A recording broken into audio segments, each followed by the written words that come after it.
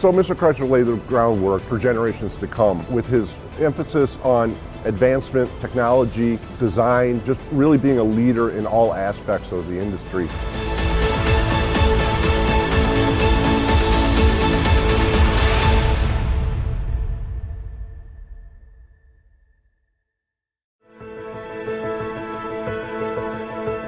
So while concept cars, most people think they just look cool and they're neat to see at the auto show, there's really a purpose behind them. It's to allow our designers and engineers to team up, work together, and bring out advancements, whether it's components for the concept car that are new to the industry or the look of the vehicle that's new. It allows them to do fun stuff, whether it's the headlights or the tail lights or even a door handle. All of those may make it to production cars. It all started with the 1934 Airflow, the first production car to be designed using a wind tunnel. I actually worked with Wilbur Wright to build the wind tunnel in the scale models. That vehicle was innovative in the fact that it had a tubular steel frame. They distributed the weight differently than other automobiles. They moved the front axle forward and the rear axle back to give it a better ride. They called it scientific engineering at the time. So, the Airflow was considered the first modern vehicle. That's how they advertised it. And it was different than anything else anybody was building. We get into the 1940s, and in 1941 they brought out two limited production vehicles, the Newport and the Thunderbolt. Thunderbolt was interesting because it was the first vehicle to have hidden headlights. You pushed a button and the headlight doors opened. You pushed a button and the vehicle started. That was totally new. Nobody had done that. Everybody does it now, but Chrysler's did it in 1941. It had a one-piece retractable hardtop. Nobody had ever done that before. Now, these things didn't necessarily make it to production. The hidden headlights did in the 1942 DeSoto, but it was a chance to give our engineers and designers an ability to step out, to think, to make advancements. In the 1950s, we hired Virgil Exner as a designer.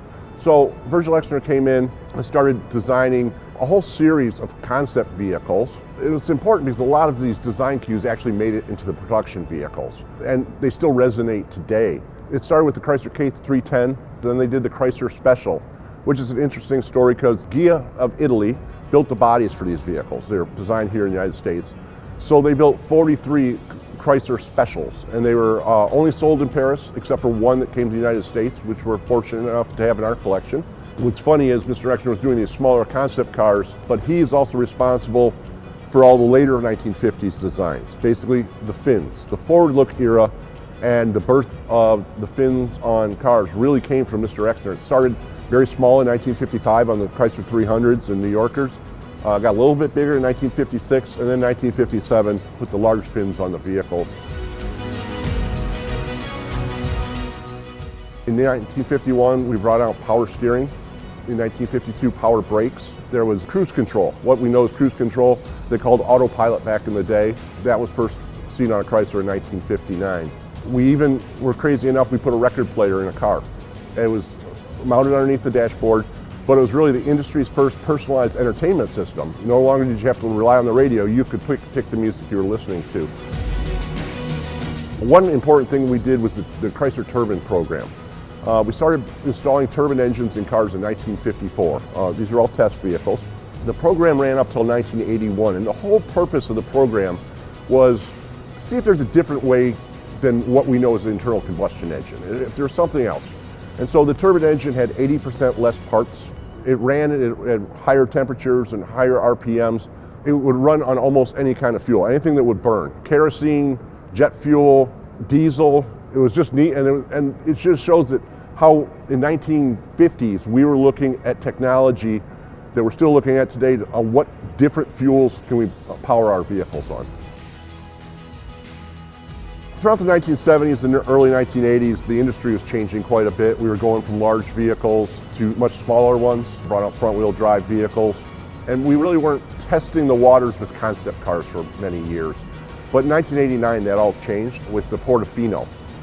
We were associated with Lamborghini at the time.